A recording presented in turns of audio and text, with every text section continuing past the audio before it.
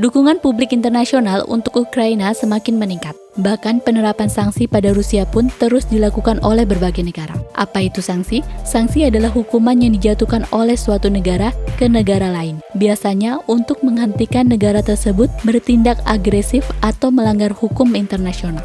Sanksi kerap dirancang untuk merugikan ekonomi suatu negara atau keuangan warga negara secara individu, seperti politisi terkemuka. Sanksi itu dapat mencangkup larangan berpergian dan embargo senjata. Itu adalah salah satu tindakan terkeras yang bisa dilakukan suatu negara selain berperang. Lalu, sanksi apa saja yang dijatuhkan oleh negara-negara untuk Rusia?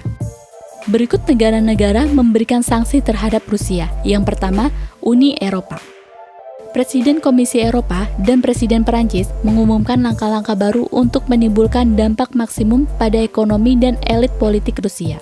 Sanksi tersebut ditunjukkan untuk memukul sektor keuangan, energi, dan transportasi Rusia, termasuk kontrol ekspor dan larangan pembiayaan perdagangan.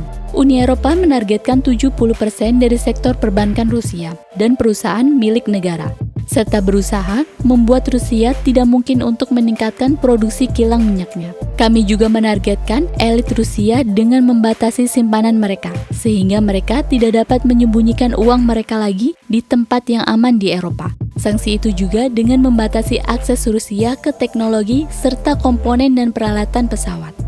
Selain itu, Republik Ceko Jumat 25 Februari 2002 melarang maskapai penerbangan Rusia terbang ke negaranya dan dilaporkan sedang mempertimbangkan sanksi tambahan. Prahara Bencana mempercepat prosesnya keluar dari dua bank internasional yang didirikan di era Soviet karena Kementerian Keuangan menganalisis akses perusahaan Rusia ke dana publik Ceko.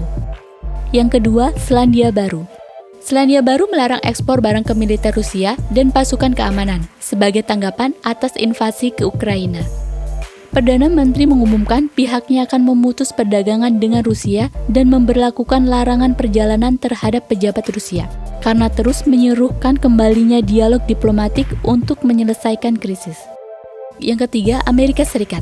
Sanksi yang diberikan Amerika Serikat terhadap Rusia adalah blok ekspor pada teknologi.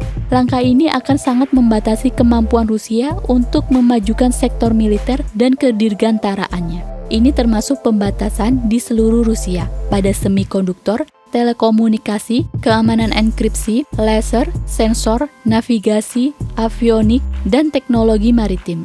Washington juga menerapkan sanksi terhadap bank-bank Rusia, yakni menghentikan 13 perusahaan besar milik Rusia yang mengumpulkan uang di Amerika Serikat, termasuk raksasa energi Gazprom dan Sberbank, lembaga keuangan terbesar Rusia.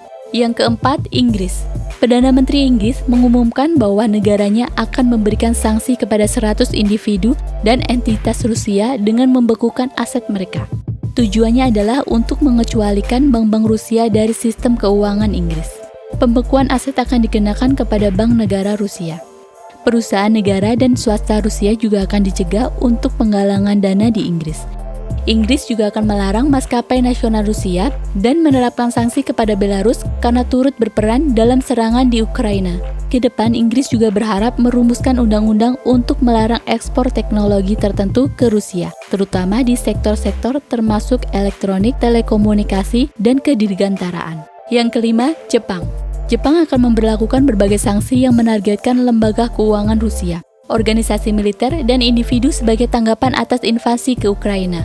Perdana Menteri Fumio mengumumkan tindakan ini termasuk pembekuan aset individu Rusia tertentu dan lembaga keuangan. Di samping itu juga larangan ekspor ke organisasi militer Rusia.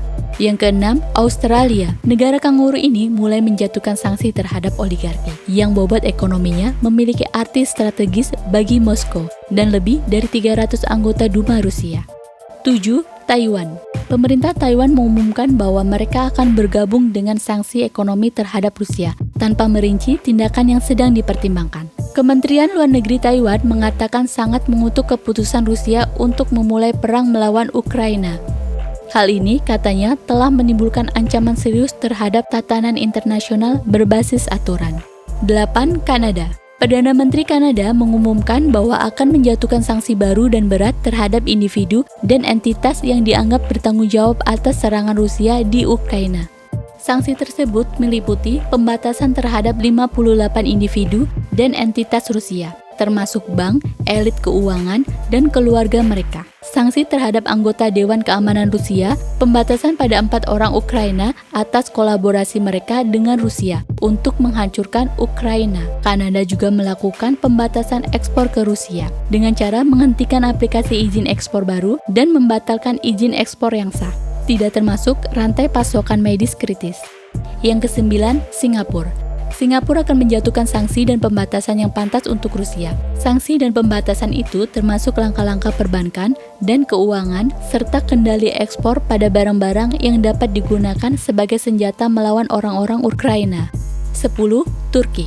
Turki secara resmi mengumumkan akan menutup jalur laut di wilayah perbatasan demi mencegah terjadinya peperangan besar antara Rusia dan Ukraina. Pengumuman yang disampaikan pada hari Senin 1 Maret 2022 dimaksudkan agar konflik yang terjadi antara Rusia dan Ukraina tidak makin memanas.